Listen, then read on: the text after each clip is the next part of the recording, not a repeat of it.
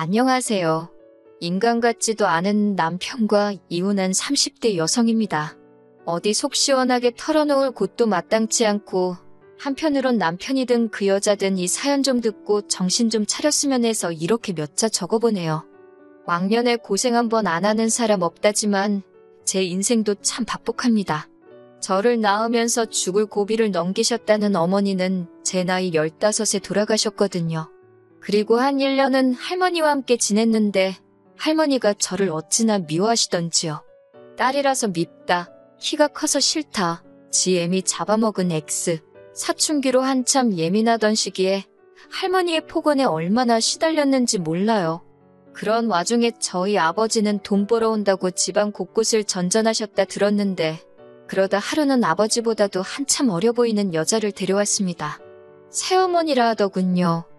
새어머니만 놓고 이야기하자면 나쁜 분은 결코 아니셨어요. 하지만 그땐 저도 어렸으니 새어머니한테 어떻게 다가가야 할지 몰랐고 새어머니도 어떻게 엄마 노릇이란 걸 해야 하는지 감을 못 잡는 눈치였네요. 게다가 아버지가 출근하고 나면 할머니는 새어머니를 정말 못살게 괴롭혔어요. 별것도 아닌데 손이 크네, 엉덩이가 가볍네 어쩌네 저쩌네 그냥 넘어가도 될 것 같은 일들로 새어머니한테 화를 내고 소리를 지르고 그리고 아버지는 그런 새어머니를 지켜주지 못하시대요. 그도 그럴 것이 어려서는 잘 몰랐는데 돌아가신 어머니 병원비다 뭐다 해서 아버지가 할머니한테 돈을 많이 가져다 썼던 모양이에요. 할머니도 할머니대로 다 큰 아들이 저러니 얼마나 답답했겠어요? 그러니 그 화풀이를 저한테 하다가 나중엔 애먼 새어머니한테 했던 거지요.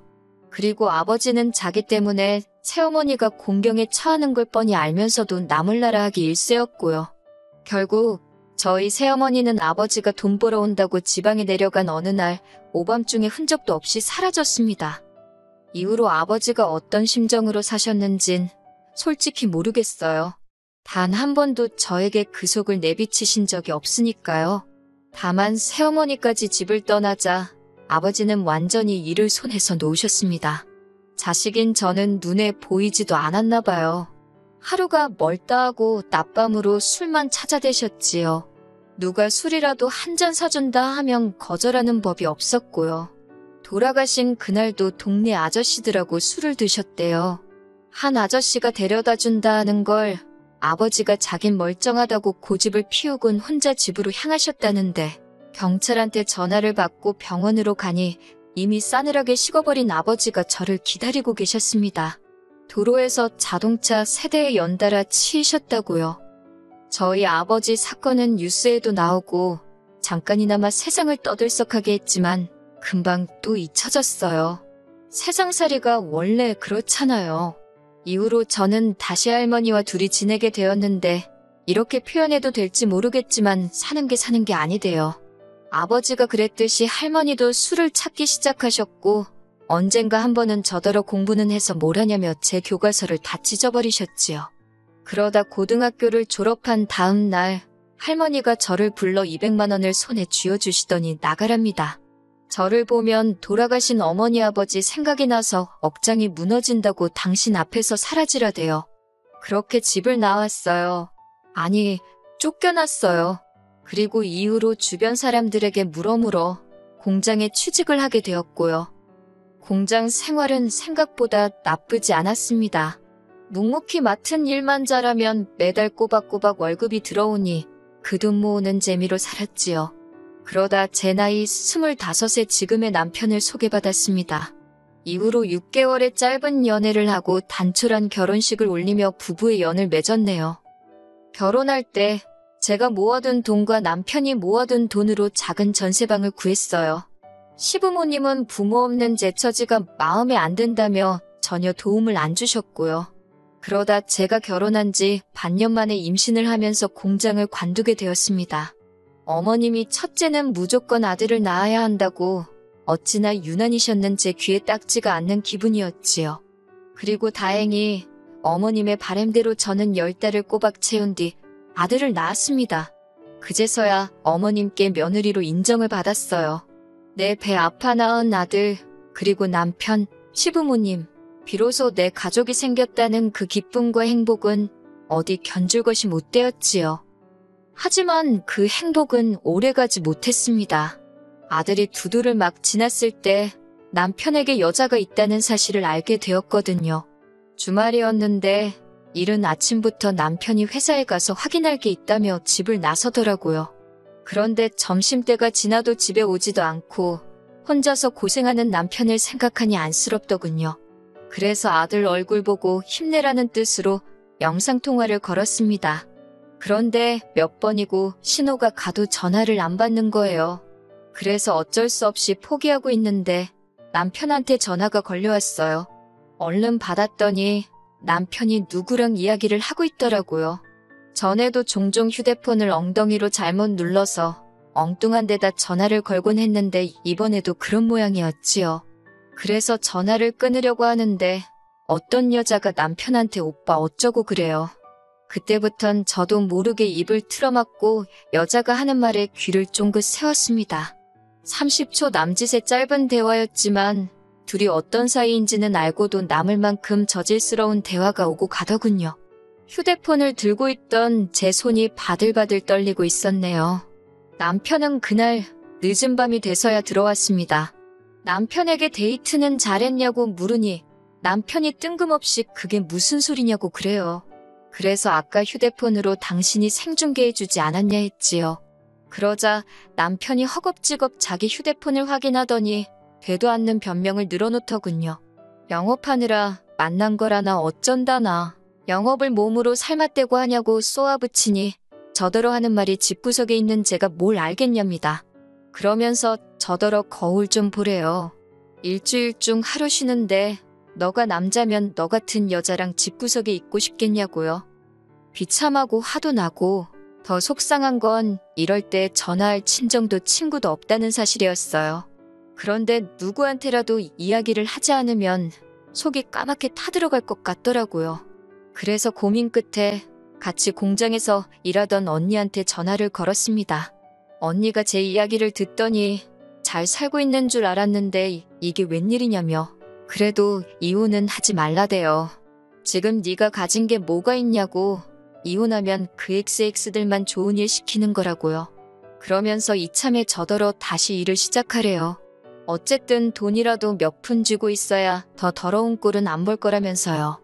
언니 말을 듣다 보니 일리가 있더라고요. 당장 남편을 보면 더럽고 혐오스러울 것 같은데 그간 모은 돈은 이 집구석에 다 묶여있지. 생활비는 타서 쓰니 여윳돈도 없지. 그 생각을 하니 서글픈 거예요. 그래서 바로 언니한테 어디 아는 일자리 없냐 물으니 마침 자기 아는 사람 사무실에서 사람을 구하더라며 자기가 다리를 놔주겠답니다. 공장만큼 돈은 안 주지만 그래도 애 키우면서 하기엔 나쁘지 않을 거라고요. 그렇게 일을 시작했습니다.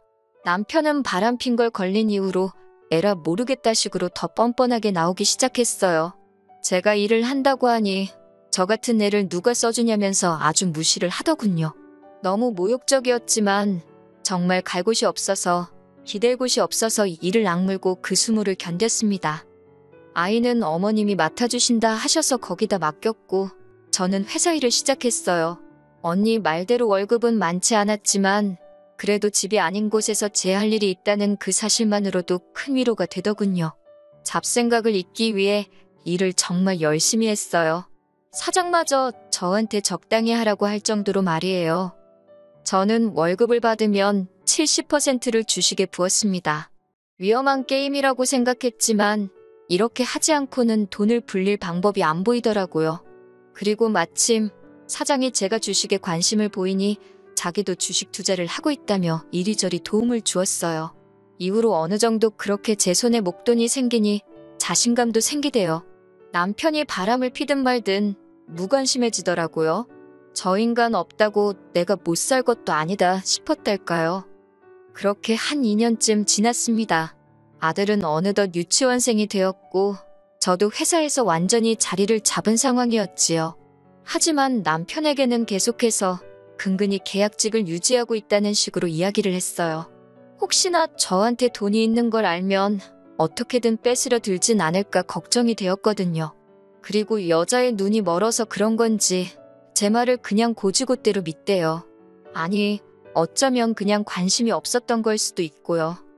솔직히 말하자면 가정은 지키고 싶었어요. 남편이 미워서 정말 죽기를 바란 적도 있었지만 그래도 아들을 위해서 이혼만은 안 하고 싶었지요. 어머님 아버님과는 원만하게 지내고 있었으니 남편만 제자리를 찾으면 될 것 같았거든요. 그래서 내가 좀 잘해볼까, 그러면 저 사람 마음이 돌아올까, 그런 바보 같은 생각도 몇 번을 했었고요. 하지만 결국 저희 아들의 초등학교 입학을 앞두고 남편이 저한테 이혼하자고 하대요. 이대로는 더 못 살겠다고. 그리고 그 여자가 임신을 했답니다.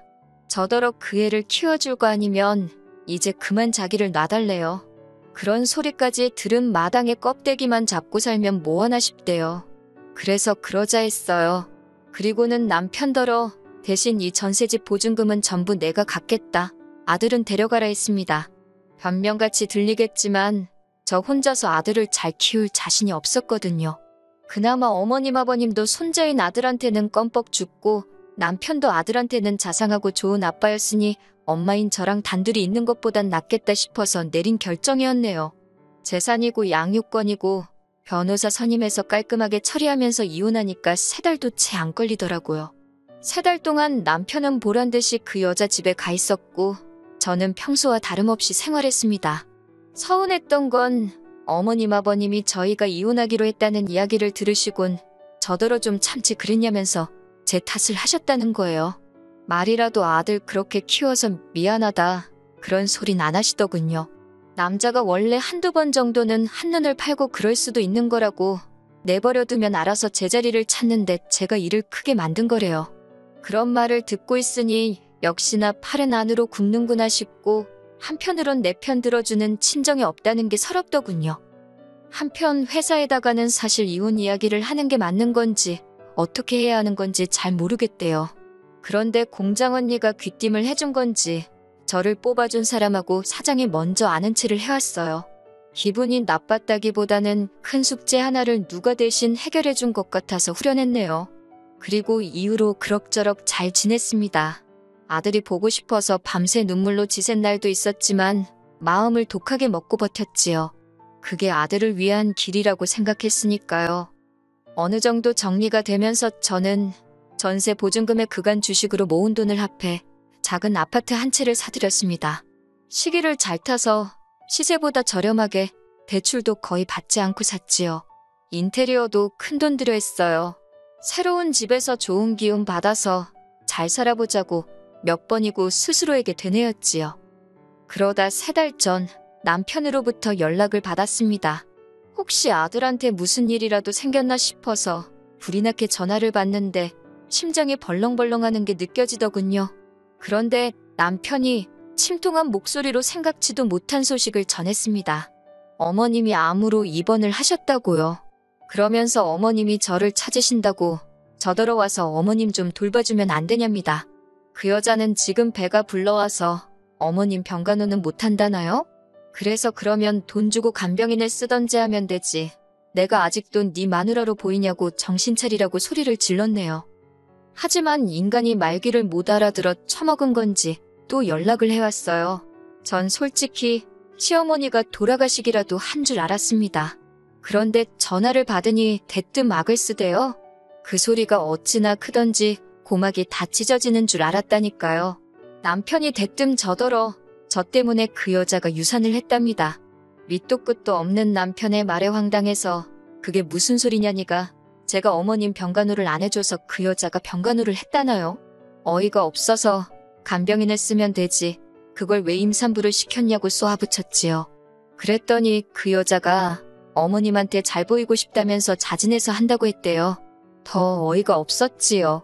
지가 한 걸 왜 나한테 날린가 싶어서. 그런데 어머님이 자꾸 그 여자 하는 것마다 저랑 비교를 하셨나 봐요.